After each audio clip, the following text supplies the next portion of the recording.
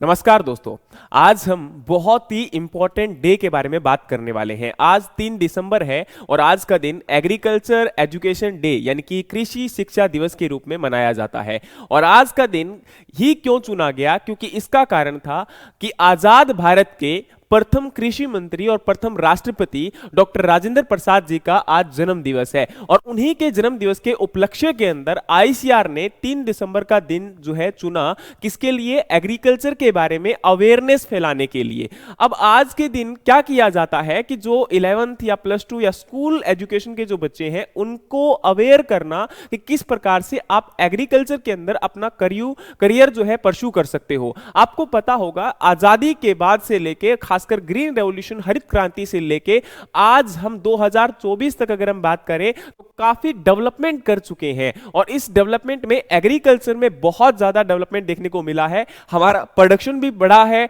हम लोग टेक्नोलॉजी में आगे बढ़े हैं और एजुकेशन हमारी एग्रीकल्चर के अंदर काफी इंप्रूव हो चुकी है। और यहां सबसे ज्यादा इंपॉर्टेंट है कि उन बच्चों को करियर गाइड करना कि किस प्रकार से आप करियर बना सकते हो, कैसे रिसर्च की जा सकती है। और आने वाले टाइम के अंदर जो एग्रीकल्चर स्टूडेंट है उनके करियर को थोड़ा सा फोकस करना ताकि वो आने वाले टाइम में एग्रीकल्चर एंटरप्रेन्योरशिप को बना सके और आने वाले टाइम के अंदर एग्रीकल्चर के जो अलाइड सेक्टर है उनमें भी करियर क्रिएट कर सके, उनके अंदर एंटरप्रेन्योरशिप डेवलप कर सके और यूथ को रोजगार प्रदान कर सके। और इसीलिए आज भारत के अंदर बहुत सारे एग्रीकल्चर इंस्टीट्यूट और यूनिवर्सिटीज एस्टेब्लिश की गई हैं। अब हम स्टेट एग्रीकल्चर यूनिवर्सिटीज की बात करें तो टोटल 63 है और डीम्ड यूनिवर्सिटीज की बात करें तो 4 है, सेंट्रल एग्रीकल्चर यूनिवर्सिटी 3 है। टोटल आपकी रिसर्च इंस्टीट्यूट, चाहे वो नेशनल रिसर्च इंस्टीट्यूट है या सेंट्रल एग्रीकल्चर रिसर्च इंस्टीट्यूट है, तो वो आपके 66 है। Agriculture technology application research institute जो कि अटारी के नाम से जाना जाता है, ये 11 है। नेशनल ब्यूरो 6 है, नेशनल रिसर्च सेंटर 15 है।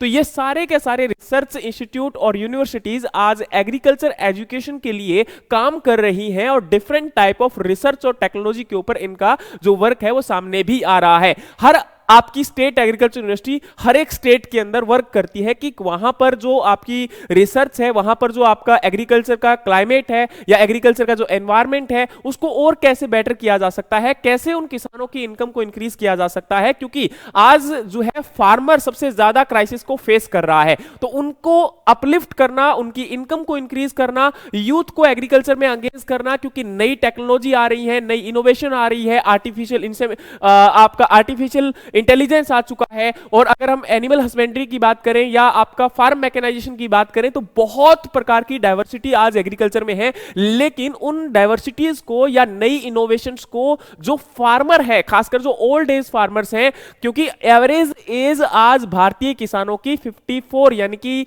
आपका 54 साल है और इस वजह से उन किसानों को अवेयरनेस नहीं है नई टेक्नोलॉजीज के बारे में। तो इसलिए स्किल डेवलपमेंट करना, उन जो यूथ है जो एग्रीकल्चर में नया कुछ करना चाहता है उनको स्किल डेवलपमेंट करना, उनको ट्रेनिंग देना। और इसके लिए भारत के अंदर रिसर्च आपके जो है रिसर्च के अलावा और यूनिवर्सिटीज के अलावा भी यहां पर बहुत प्रकार के ट्रेनिंग इंस्टीट्यूट भी जो है डेवलप किए गए हैं। जैसे अगर हम बात करें तो यहां पर national council of education training institute and research, दूसरा आपका कृषि विज्ञान केंद्र के अंदर या आपका agriculture skill council of India, और इसी के साथ में मैनेज हैदराबाद में भी बहुत प्रकार की ट्रेनिंग, और जो आपकी स्टेट एग्रीकल्चर यूनिवर्सिटीज और रिसर्च इंस्टीट्यूट है इनमें भी आपको यहां पर बहुत प्रकार से ट्रेनिंग प्रोवाइड करवाई जाती है ताकि आपका कोई भी यूथ, खासकर अगर उसने बीएससी एग्रीकल्चर नहीं भी किया है, तो वो वहां से कुछ महीने की ट्रेनिंग लेकर एग्रीकल्चर के अंदर अपने करियर को परस्यू कर सकता है, जैसे कि एलाइड सेक्टर के अंदर वो अपनी ट्रेनिंग को डेवलप कर सकता है। अब जैसे यहां पर agriculture skill council of India जो कि आज प्रेजेंट टाइम में वर्क कर रही है कि किस प्रकार से यहां पर डिफरेंट सेक्टर्स के लिए स्किल डेवलपमेंट करवाई जाए और उन लोगों को अलग से आपका कोर्स करवाया जाता है, ट्रेनिंग करवाई जाती है, प्रैक्टिकल एग्जांपल। क्योंकि देखो आपका कृषि जो है वो एग्रीकल्चर कंप्लीटली एक प्रैक्टिकल नॉलेज है, इसको आप किताबों से सारा नहीं जान सकते हो, जब आप करके देखते हो तब इसमें बहुत कुछ नया मिलता है। और उसी के लिए इसके अंदर यहां पर फार्म मैकेनाइजेशन और प्रिसीजन फार्मिंग जैसे आपकी जो नई मशीनें आती हैं, नई इनोवेशन जो टेक्नोलॉजीज आती हैं, या ड्रोन आ चुके हैं, इनको कैसे यूटिलाइज किया जा सकता है। उसके बाद में एग्रीकल्चर इंफॉर्मेशन मैनेजमेंट, मतलब जो एग्रीकल्चर के अंदर हमारा जो आप डेटा है, स्टैटिस्टिकल डेटा है, उसको कंपाइल अप करते हुए कैसे हम एनालाइज कर सकते हैं और उसको हम लोग एनालाइज करते हुए आने वाले टाइम में कैसे प्रोडक्शन को इंप्रूव किया जा सकता है और फार्मर की इनकम को इंक्रीज किया जा सकता है। इसी के साथ में आपका dairy farm management, poultry farm management, fisheries, animal husbandry, post harvest supply management, forestry, agro forestry, watershed management, amenity horticulture and landscaping, production horticulture, seed industries, soil health management, community management, agri enterprise, rural enterprise और आपका allied sector, मतलब इन सब के ऊपर आपका training provide करना, इन जो भी यूथ या जो भी पर्सन इसके अंदर एंगेज होना चाहता है उनको गाइड करना, उनको आने वाले टाइम के अंदर किस प्रकार से वो अपना एक बिजनेस खड़ा कर सकते हैं, किस प्रकार से वो डेयरी सेक्टर में आ सकते हैं, किस प्रकार से वो मशरूम कल्टीवेशन कर सकते हैं, किस प्रकार से वो बी कीपिंग कर सकते हैं और अपना खुद का बिजनेस भी एस्टेब्लिश कर सकते हैं और साथ में आने वाले यूथ को भी उसमें एग्रीकल्चर जॉब प्रोवाइड कर सकते हैं। तो आज अगर हम जॉब की बात करें तो देखो गवर्नमेंट जॉब तो काफी हद तक हर सेक्टर में ही डिक्रीज हुआ है, लेकिन फिर भी अगर हम बात कर रहे हैं तो आज एफसीआई जैसी एजेंसीज हमारे भारत के अंदर काफी हद तक अच्छे लेवल से काम कर रही है। एग्रीकल्चर में अगर हम करियर की बात करते हैं तो बैंकिंग सेक्टर के अंदर आपका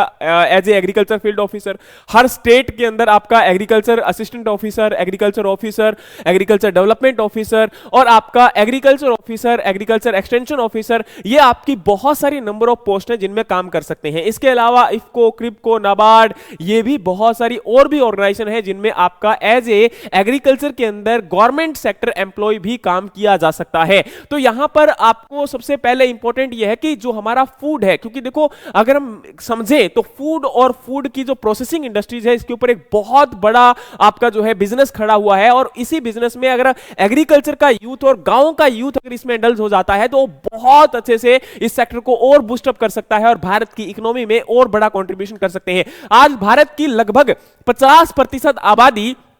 किसानी में है, लेकिन फिर भी जीडीपी से जो कंट्रीब्यूशन उनका है जीडीपी के अंदर वो लगभग 20% से कम है। तो आप सोचकर देखिए कि 50% कंट्रीब्यूशन है उनका, इतनी बड़ी आबादी केवल 20% से कम जीडीपी में कंट्रीब्यूशन कर रही है। तो हम इसमें आने वाले टाइम में और ज्यादा जो है कहीं ना कहीं अपॉर्चुनिटीज देख सकते हैं जिससे आपका ना कि केवल यूथ को रोजगार मिलेगा, उनको एम्प्लॉयमेंट मिलेगा। आज जो यूथ बाहर जा रहा है वो भी हमारे देश के अंदर रुक के काम कर सकता है, लेकिन सबसे ज्यादा जरूरी है आज हमारे देश के अंदर टिक कर स्किल्स के ऊपर काम करने की, और दूसरा जो नेताओं के बीच में एक बहुत बड़ा भ्रष्टाचार जो फैल चुका है उसको खत्म करने की, क्योंकि ये हर पार्टी, हर जो है एक नेता के अंदर नस नस में भर चुका है, जिसकी वजह से आज गरीब और गरीब होता जा रहा है और अमीर होता जा रहा है। तो हमें इन चीजों को समझना पड़ेगा, हमें इन चीजों को अपने हाथ में बागडोर लेनी पड़ेगी और यूथ को यह चीज समझनी पड़ेगी कि आप एग्रीकल्चर में किस प्रकार से इनकम को जनरेट कर सकते हो और कैसे अपने नए आयाम स्थापित कर सकते हो। तो यही यहां पर इंपॉर्टेंट चीजें थी। इसके साथ में जो मैंने आपको भी बताया कि किस प्रकार से पोल्ट्री, फिशरीज, एग्रीकल्चर, फॉरेस्ट्री और इनमें जो है आपका ट्रेनिंग प्रोवाइड करवाई जाती है। ठीक है, अब यहां अगर हम बात करें तो मैं आपको एक बात और बताना चाहता हूं कि आज के दिन यानी कि 3 दिसंबर को 2024 को आपका केंद्रीय कपास प्रौद्योगिकी अनुसंधान केंद्र जो आपका है वहां पर क्या किया जा रहा है, मुंबई महाराष्ट्र के अंदर एक शताब्दी स्तंभ जो है स्थापित किया जा रहा है कि पिछले सालों के अंदर जो भी आपका different type of technology development हुई है उनको वहां पर आपका जो है एक प्रकार से अनावरण किया जाएगा, उनके बारे में एक उल्लेख किया जाएगा कि भाई ये उपलब्धियां हैं जो यहां पर इस कॉटन कॉर्पोरेशन ऑफ जो आपका इंस्टीट्यूट है इन्होंने इन चीजों को डेवलप किया है। तो इसके लिए अभी जो यहां पर कृषि मंत्री हमारे शिवराज सिंह जी चौहान, नरेंद्र मोदी जी हमारे प्रधानमंत्री और जो है जगदीप धनखड़ जी जो हमारे उपराष्ट्रपति हैं, ये वहां पर इस चीज का अनावरण करेंगे। उम्मीद है कि ये हमारा सेशन आपको अच्छा लगा। ऐसे ही वैल्यूएबल और नॉलेजेबल वीडियोस के लिए हमारे चैनल को सब्सक्राइब कर लीजिएगा। मिलते हैं नेक्स्ट वीडियो के अंदर, तब तक के लिए जय हिंद, जय भारत, जय जवान, जय किसान।